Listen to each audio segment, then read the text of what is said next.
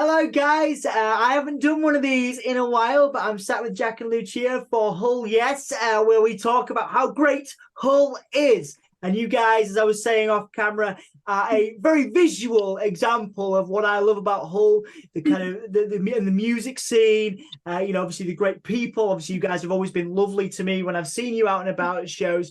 But what's most interesting to me about you guys is you actually met through the music scene, going to gigs, being out at the Polar Bear, being out at different shows. So to start off, before we talk about Twisted Nipple Events and that, how did you guys meet? Tell me how, take me back, visualize it for me. So we met in January, nearly 2 years ago now, At Polar Bear. at Polar Bear. I'd been at an all-day Yard Act gig. Well, it was like two gigs in Leeds for Yard Act's launch of their album. So I was at that. And then I went to Polar Bear afterwards on my own, which I don't have to do anymore, which is nice. And met Jack at the bar. Well, I turned around and thought he looked like Jack Sparrow and thought he looked pretty cool. And I don't see the resemblance. and then we got chatting. And then, well, it just went from there, really. We had our first proper date at Dive, Yeah, at a new New Meds Meds. gig, Yeah, which I know you'll fantastic. appreciate as soon as you're putting them on soon. And then, like, as time went on, we just started talking about how we both had an interest for local music and music across, like, England and etc.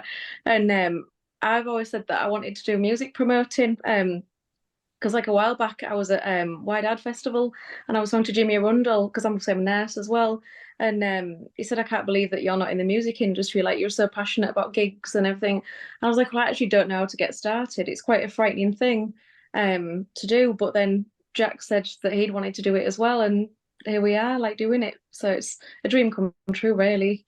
Yeah, it's fascinating, and you've done a great job, creating that brand Twisted Nipple Event. So tell me about the genesis of that. Obviously, you're a couple, which is hmm lovely, and you guys always look fantastic when you go out. But tell me about developing that sort of brand that you've got now, Twisted Nipple Events. The highs and the low, well, not lows, but the highs and the Yeah, challenges of running a music promotion service, probably not service, but running a music promotion brand effectively in Hull.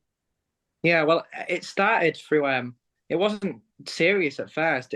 We just put a gig on for our birthday, and then I was doing some work for a charity last year, and we thought, oh, why don't we put bands on? Because we both know a lot of bands, and then we did two or three, and then everyone was saying, oh my God, I hope you're gonna do this for real and like do more of it. So there was a bit of a demand sort of generating. Yeah. So we got in touch with Paul from the Adelphi, and so we did our first one December last year. But we like the idea of the themes. So I guess the themes are like our USP. So Tarantino Fest was our first gig. So we had like that sort of some bluesy Western bands going on, and Ramble Gamble played, and then every band had to do a Tarantino cover, and people dressed up and things. And then from that one, we thought obviously there's got to be a part two, so we did it bigger. Um, and then yeah, just any ideas that we have really. Lucia's thought some great ideas, and I've thought some great ideas, and anything that we sort of have an interest or passion for, like drinking Buckfast. We thought let's just tribute an entire festival to Buckfast. They've not sponsored us yet, but probably in the future they might if we grow a bit. Absolutely, yeah, and we'll talk about the goals for the brand in a minute. But that's another thing. Obviously you've put this, put these great shows on. Are you pleased and surprised? Because Hull's music scene is very vast. It's very, very supportive in my experience. Are you surprised about how well attended and how much support you guys have had at this early stage, or relatively early Definitely. stage, I guess, as Yeah, promoters? I feel like we've done a lot in a short space of time, and obviously booking up as King was a huge milestone for us. Yeah, and we've got Helen in December, which is that's a good booking for us as well. We saw him at Great Escape in May, and it was like 12 midday, and it was a latest music bar, I think, which is like Yeah. a 250 cap venue, and it was a one in one out policy, and we were like, oh my God, imagine if a band like this played for us. And we handed him a business card actually, and then we saw him at another festival, the singer, and was like, oh, chat to our booking agent, and they ended up being on tour, and we managed to get him. But yeah, we've definitely sort of were shocked about sort of how much we've come on. We didn't Mm. expect it to move so quickly, and obviously our attendance has grown as well in the shows. it's really nice to see when you look around and see people at an event. It's always really nice, isn't it? Yeah, and then like when we was at Great Escape, Jack went to the bar and one of the bar people that lives in Brighton recognised us as being Twisted Nipple Events, which Yeah, that was weird. crazy. Yeah. And then we have lots of bands contacting us. Sometimes we don't even know how they've found us. But that's really cool. That's how we've booked a lot of our upcoming bands for the future shows, because they've contacted us and we've had a listen and they've been really good and we've ended up booking them. So the bands that we might not have listened to or might listen to them for a while or found out about them if they'd not messaged us. So it's growing all the time. It's really lovely. Really happy. Good. And I'm really pleased for it as someone watching it from the outside as well, and how connected you become in the whole scene. I think it's wonderful. Before we talk about then your favourite things about Hull, and I've got a couple of other interesting questions I want to ask you. What are your future goals for Twisted Nipple Events? And also, I'm tacking one on, why Twisted Nipple Events in the first place as a name? Okay. I'll start with the Twisted Nipple Events thing. So that actually, there's a secret to that, which I'm now going to have to reveal. So Twisted Nipple Events, the idea didn't actually come from either of us. It did in a sense, but basically, it's my uncle's Wi-Fi. That's his Wi-Fi name, which he thought of because he looked around the room and thought, can't think of anything, and his dog was at a weird angle and twisted nipples, and then I thought, when I was thinking of the events, I thought I need something weird. And that sort of sprung to mind. He's not sued us for copyright or anything, so that's all good. But then we just sort of worked the brand around that. Yeah, and then obviously the events and the branded stuff was our idea. And then what was the other question? I forgot. What the goals? Oh, yeah, all right. Yeah, you start on that one. So like, firstly, we're going to get some stickers printed at some point. We've got a friend that can help us with those. Yeah, we've already got merch out there. Obviously, we've still got the t-shirts. Maybe like a CD or something at some point with like Tarantino Fest songs on, like from bands that we've had on, because we had some wicked covers at the Tarantino Fest that we've done. Oh, the Bedsit Miserloo one was a standout. It was absolutely you've never heard a version of Miserloo like that. That should be recorded. Basically, it's bloody awesome. But so we've got that as a plan. Out of town gigs as well, like booking venues in out of town. Like maybe Fulford Arms, Belgrave's always one of our favourite venues. Yeah, we've just started working with Jardup as well recently, quite a lot. The promoter in Sheffield, and we've chucked a few bands at him for his monthly, and then we've had quite a lot of bands come from him to us to play. So we're thinking of trying to do a big collaboration when the time's right there as well. And then like some other promoters that we really like that we've not worked with yet, Super Friends, and Bleak House as well, based in Leeds, Ben Jackson and Ben Kelly. And also we're thinking about doing a beer as well. Yeah, a Twisted Nipples beer. It's in discussion. Just as a limited edition thing. Well, yeah, we're thinking as many things as we can, really, and trying to think outside the box a little bit if possible. And we like working with food vendors as well at our gigs, because it gives them an opportunity to work at the Adelphi as well. Like we had Slice and Men doing one of our last gigs, and then they got booked to do a couple of like during the day things in town through us booking them, which was really nice. Yeah, it was about doing a Twisted Nipple pizza maybe. So it's like a dual promotion where you're both doing something for each other. Fantastic. That's great. Again, the collaboration is key, I think. So that's nice to know that you guys are doing that. I have to ask as well, has being in sort of business together, promoting and being in music and doing that, has it changed the dynamic of the relationship at all? Did you kind of, because it's a lot of work, isn't it? Booking bands, emailing, the admin. How has it kind of changed the dynamic of the relationship? Or are you guys, do you guys just love doing it and working together? And yeah, I'd sort of say, in truth, it's sort of we do just love doing it, and it's it's probably strengthened us, if anything, because it's something we're both passionate about and something we both enjoy, and it's like an experience we can share together when we put on the shows, and especially when you see a really good reception from the crowd, and people are moshing and dancing and everyone's smiling, and yeah, and I mean sometimes it's a little bit stressful. Sometimes with the bigger agents and things, that's probably a challenge sometimes. But I think eventually you get used to it, and you get used to how to talk to different agents and promoters and things. So yeah, on the whole, it's been really positive, I'd say. Yeah, good. And I think, both of you sort of individually as well. I would say certainly in Hull, as long as I've been around the area, I've never really seen anybody visually like you both. And I'd like to ask you both individually, if we start, with Lucia and then go to Jack, what are your visual inspirations, whether that comes from music or personally, otherwise? Because I think you both have quite a striking image, which I think adds to the Twisted Nipple brand, as it were. Yeah, well, I was a goth when I was about 12, which didn't go down very well at school, but I carried on with it anyway because I was obsessed with the Addams Family, and it was like Courtney Love and Susie Sue is still a massive icon of mine. And it was like Marilyn Manson, and so I was into like a lot of goth music, Joy Division and such like. And I was always really big into makeup as well, like quite bold makeup. And I was always looking at different like artists like Susie and the Banshees for ideas about to do my makeup. And I've always been really into theatre as well. I like Baz Luhrmann as a director. I love Romeo and Juliet and Moulin Rouge. I also like a lot of military films as well, like Dead Snow and Inglourious Basterds. So that has an influence on a lot of my outfits as well. I'd say I'm probably like punk, but I'm also like goth slash military. Like that's what my theme that I go for a lot of the time. I get a lot of inspiration just watching films as well. Yeah, definitely. Especially Tarantino films. Yeah. Absolutely. Yeah, I think with me, I probably didn't really grow into it until maybe I was 16, 17. I started off as an emo and I sort of just expanded from there, like through the music that I listened to, sort of the emo music and the punk music and metal.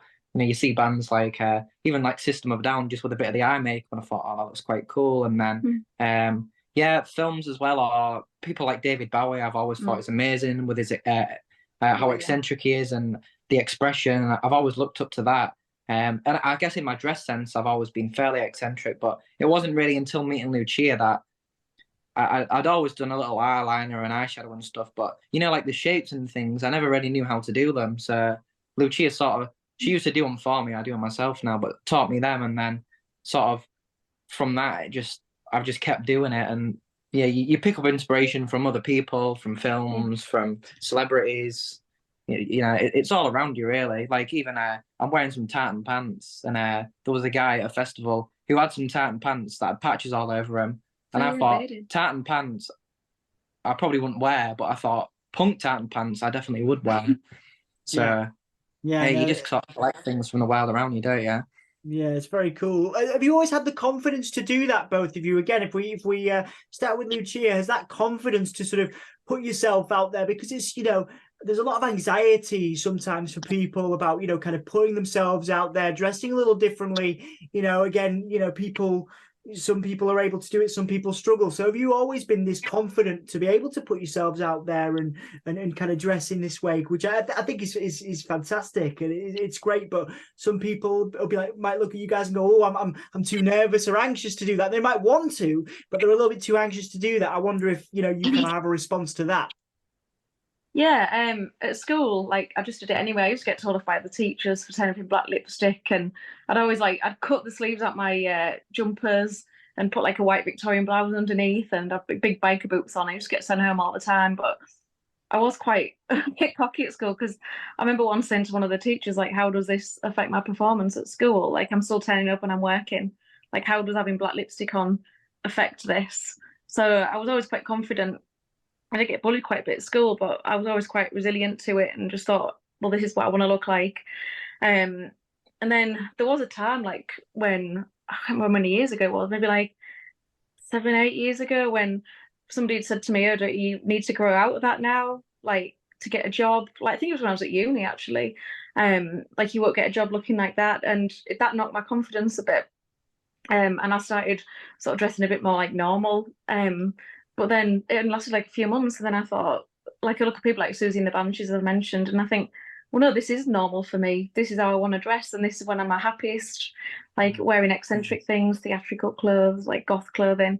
Like this is just who I am. So I get really excited as well, like going shopping. I love discovering new things, like in Scarborough yesterday, going around all the vintage shops and finding new outfits to wear for our events and things like that. So I really feed off it and I'm really passionate about it. I think a critical thing is as well with sort of putting yourself out there in your appearance, and a critical thing really I'd say is the people around you and your support network. Like when I was really, really young, I'd probably say that, you know, as a teenager, maybe 15, 16, the people around me were that great. And if I did something like this, they'd sort of take the piss out of it or be like, oh, why are you doing that? Whereas with the right friends and the right people around you, they will encourage it, and, you know, you get compliments and things. And sometimes I dress up in like women's clothes with dresses on and things like that. And it was only until I found people who encouraged that and said, oh, you look great, and that I thought, oh, I'm able to actually just do this whenever I want. If I'm enjoying it, then, you know, you should be able to just do it just because you enjoy it. There shouldn't be other people shouldn't have an issue with them. But if other people have an issue, it's sort of their problem and not yours. So you have to remember, you know, do it for yourself, and you know, remember the good things people say, really. Yeah, I think HU5 is wonderful because we love like HU5. Sometimes if we go like East Hull where my mum lives, or in the city centre, we get some funny comments sometimes, but we just laugh. But HU5, like places like Dive and Adelphi, are wonderful for being accepting of everyone, whether you're dressed in drag or whether you're a goth or an emo or whatever. Like everyone is just really lovely, and that's built on my confidence, definitely. Like that I can turn up in to those venues in whatever, and you get compliments rather than insults, and it's really lovely. And you can get inspiration of other people as well that you see wearing things, and like, oh, where's that from? And that gives me an idea for like next time. So I think HU5 is a wonderful community. It really is. It is, absolutely. We'll talk about that in a minute. I've got 4 or 5 more questions, and we will centre on. I've got some challenging questions for you in terms of your favourite bands and artists. I'm going to make you choose in a minute, but to start thinking, I'm gonna put you on the spot. Before that, I'd like you. Okay, all right. Well, before I do that, I'd like to go into a bit more detail, if you can, about your individual sort of stories. What was it like for you growing up, you know, in the area? You know, obviously you've both done a bit of traveling and different things. What was it like for you guys growing up, and how did music sort of play a part in you growing up? Obviously, you know, Lucia, you both really elaborated on it a bit, but how instrumental was music in you growing up and being a part of Hull scene? Because I believe you're both from Hull originally, or there and thereabouts, right? Yeah. Okay. So how was that? As a child, it not that great for me really. I grew up in East Hull, and the kids were really horrible. In fact, the only people that used to like my outfits was the old people. One of the care homes name. Because I remember having a leather jacket that I'd drawn all over. Because I'm a huge fan of Lady Gaga. And she had like a trench. Well, I love leather trench coats, everybody knows. But I bought my first trench coat when I was, I think, 14, and I'd written all over it, and I put some handcuffs all over it as well. And an old lady at the bus stop who didn't look like the type of person to be into that sort of thing said that she loved my jacket. But the kids weren't that nice, really. I remember getting a can of Coke thrown at me out of a bus window when I was at school. Someone on the last day of school said that they were going to drown me at East Park Pond because I was a witch, which I laugh about now, but like as a child, like that's it's pretty traumatizing. So I didn't really used to go out when I was young. I wasn't really into nightclubs or anything like that. So for me, I used to sit in my bedroom a lot and listen to goth music. So Susie and the Banshees, I mentioned a few times, and Joy Division and Bauhaus and all those, and they made me feel like you can be who you want to be. Like these people have done well being like that, like Wash Cat Eye. My parents were really supportive as well, which was really nice. So that gave me a lot of confidence, and my grandparents as well. But music definitely saw me through school. I mean, I still got quite upset with things that people used to say, but when you've got these role models, and you see people doing well, it gives you a lot of confidence to carry on being who you are, really. Yeah, and I think I got into I've always enjoyed music. I mean, who doesn't enjoy music? But I think I got into live music probably when I was about 15, going to like the Adelphi, because I used to live on Ride Street, which is like literally a 2-minute walk from Adelphi.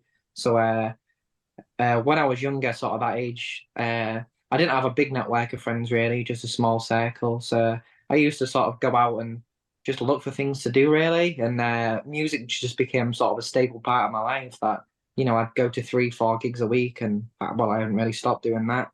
And I used to go to places like Adelphi and even some of like the acoustic old bars in town and O'Reilly's and things. And I sort of just, people got to know me and I got to know them, you know, and I started moshing and things like that. And sort of found my way, and moshing terrified me when I first saw it. I was like, what are they doing to each other? This is madness. I thought, what is this? But now I'll jump in any mosh pit. I love it. Because it's all very respectful, and people are lovely. So your big burly guys with shaved heads, they're people like everyone else. Making friends in the music sort of scene. The vast majority of them are really lovely, and even like you see people sometimes you don't really know them, but you'll go to like a festival in the summer and you'll see them, and then you'll see them again at another one, and they're like, oh god, it's you guys again, and you're sort of like vaguely friends with them that way. It helped me a lot because I used to be quite anxious, and I used to be sort of a bit shy, but it sort of helped me come out my shell, and it's a sort of a big part of my life really as well. I'd say I'm just like, as Jack was talking, I just thought of something else. Like when I really started going out was when I got into idols. Idols was a huge turning point for me because, well, I actually found them by accident because I was in the gym listening to Slaves. Oh, amazing. And the playlist had ended and Well Done by Idols came on, and I stopped on the bike and was like, what the hell is this? And then I looked them up on Facebook, ended up joining the Afghan. And then found out that Bob and Corinne in the Afghan actually live around the corner from me. I met Bob and Corinne, who are incredible people. I won't go on, so I'll stop crying because they've helped me so much. And people like Tom. And then I started getting confidence to go out of town. So I'd gone from like not really going out to going to London on my own, which was a big thing. I did 2 days in Camden on my own, met up with Bob and Corinne and Sean and all those. And then just started from there, really, meeting up with like Jimmy Arundel, people like that, Wide Eyed, and got that huge confidence out of nowhere from idols, really. Met so many lovely people who are like my best friends now. And it was a huge turning point for me, really. And it's just gone from there. Yeah, wonderful. That's lovely. And we'll talk about some of those people, that you love in a minute, about, things you love about Hull. But the first thing is, and this is the challenging one, I imagine, for you guys. Do you have any favorite bands? I know it's a bit of a difficult question as promoters, but your favorite bands, please, and why in Hull at the moment? Right. So I mean, we'll do 2 each. Okay. So obviously all the bands are great and we'll support all of them. I'm gonna have to definitely say Ket Cow. Supported them since gig 1, gig 2, I believe. I've seen 24 of their shows. It'll be 25 next time I've seen them. When they first started, I thought, this is good. Like, this is cool. They were sort of that young sort of Sex Pistols sort of a chaotic punk sort of sound, and they had this thing with audience interaction. Where they get the audience involved, and it was really funny. And I think when they started, they didn't really take themselves seriously, and they still do, but they've sort of, the way they've grown, and they've supported huge, bands, they supported Stiff Little Things and the Skids, and they're signed to the same label as Random Hand now, which is mental. But when they started, they were a band, but I think they were sort of taking the piss a little bit with what they were doing, and their sound, I thought they were great to begin with, and it's sort of ballooned, and Ket Cow shows have quite a reputation for sort of being quite chaotic and lively. So definitely Ket Cow. I'll do the last one. I mean, we share a lot of the same favorites. So there's like there's Bedsit, there's Dead Set, Fire the Unstoppable Force. Fire were one of my huge favorites. Yeah. I first saw Fire at Trinity Fest. I don't even know what year it was, and well, I made Alfie laugh because I went up to the end of the show and I thought it was American because they've got that rockabilly sound. Yeah. And I was like, cool. "Oh, are you American?" And he went, "No, I'm from Hull. I've got Chinese laundry in town." I was like, "Oh, that's embarrassing." But I followed like all of their gigs. I think I've been to like every single one they've done actually, and I get so excited when they do a show. And obviously we've got them booked now for the end of November. Oh no, October. I apologise. Anyway, edit it out, please. It's fine. But yeah, they are like on the top of my list. Obviously with Ket Cow as well, Bedsit. Yeah. Dead Set as well. We do share the same like 4 favourites. Yeah, they're all bands that we believe could, like, with the sound and how professional they are, they could grace bigger stages, but part of them, we don't want them to leave the sort of the grassroots scene. Yeah, of course. Yeah. Yeah. Like you want them to get big, but then you think, oh no, please just stay playing the Adelphi and Dive. Yeah, absolutely. Well, there's some good bands there for sure. Any others you want to put an honourable mention into? I know it's difficult, or are you happy with those? Oh God. Final answer, or you want to put a couple more in there? There was There's a this lot. one that I There's think a of lot. There's a lot of after bands that have sort of only been going maybe a year or so. Bugface are great. They started as a two-piece, they're now a four-piece. Were pretty good when they started, but you know they switch around the vocalist and their instruments a lot. They're really cool.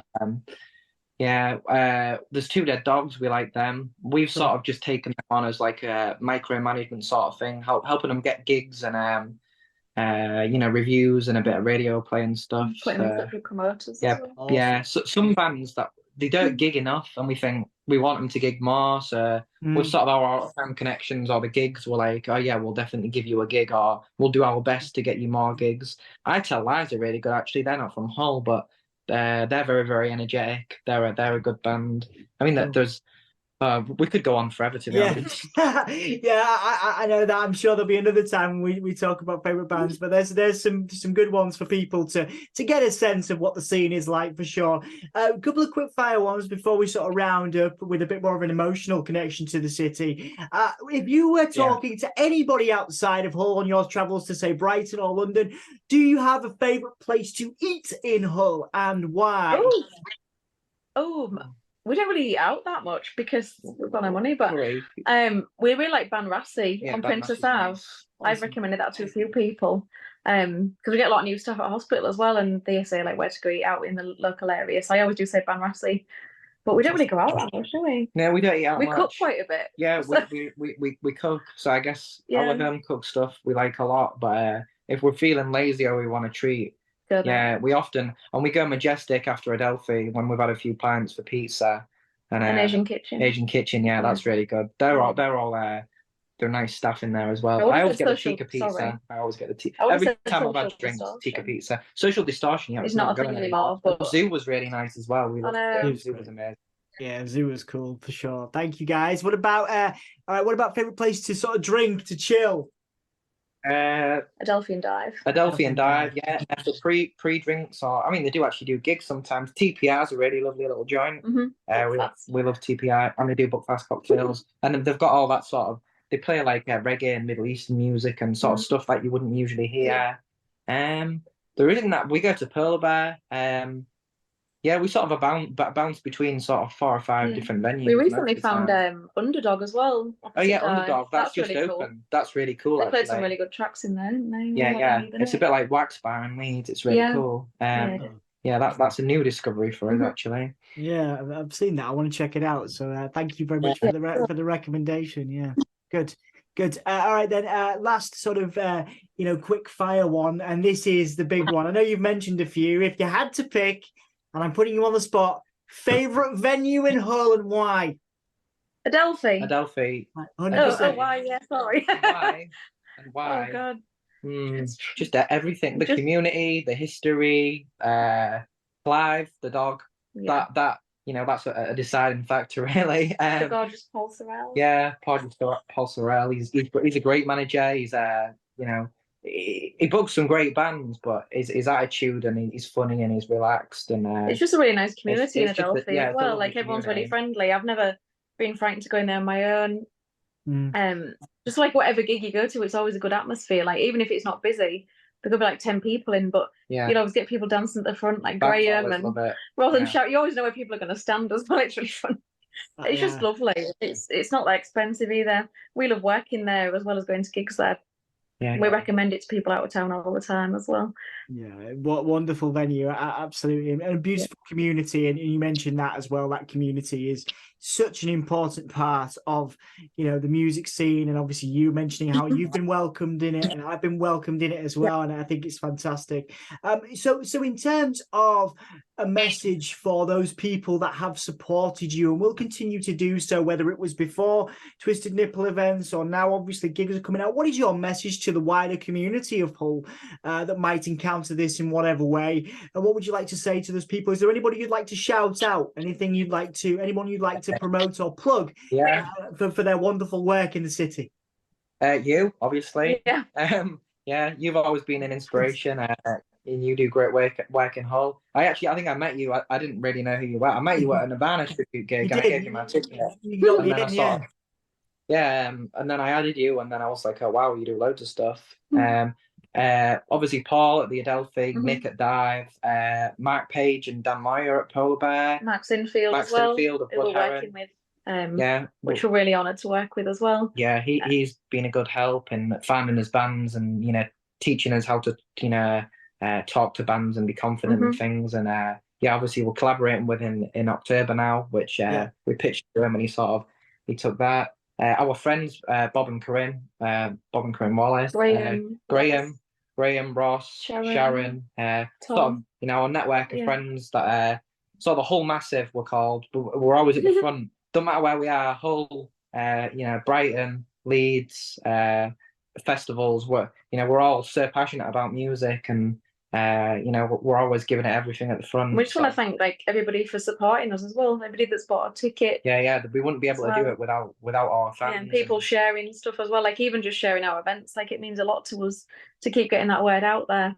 Yeah. And other bands as well. Bands are a big help to me. A lot of other bands have spoken to other bands about us who have then contacted us. And Jarred Up in Sheffield as well, they've helped us a lot. Yeah, building a network. Yeah. And even what they call what ATC. Oh, yeah, that's Opus Kinks management as well. They've sent recommendations for other bands as well. Yeah. So it's really nice to keep networking with everybody. Yeah, good. Yeah, I think it's wonderful. You're a great example of that. And I want to touch on, before we round up, I do want to touch on, some of the realities around promotion as well. You touched on it a bit earlier, but obviously, Lucia, you mentioned, you work in hospitals. Obviously, Jack, you're running, you do lots of other things. So what is it like balancing your lives alongside being promoters?